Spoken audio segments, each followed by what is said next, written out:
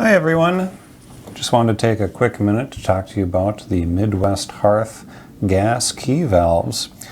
I have right here with me today our 1/2-inch NPT gas key valve and our 3/4-inch NPT gas key valve. The 1/2-inch valve is rated at 158,000 BTUs. The 3/4-inch valve is rated for 300,000 BTUs.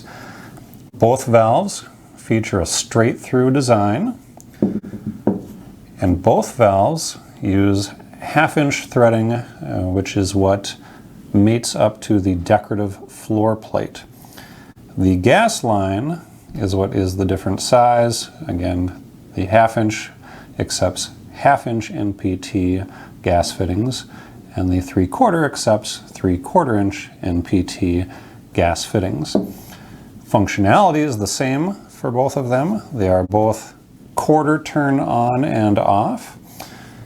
So right now it's in the open position. To turn it off, we do a 1/4-inch turn clockwise, which closes the valve, and a 1/4-inch turn counterclockwise to open the valve. And again, that operation is the same on both the 1/2-inch and 3/4-inch valves.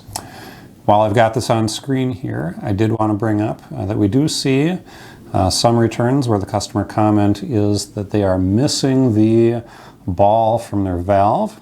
I wanted to assure you that is impossible, but I do understand when it is in the open position, you do not see any evidence of a ball in there whatsoever. All you do is see a straight through pipe essentially, and in the 1/2-inch you even see a little bit of an opening where you would expect to see a ball.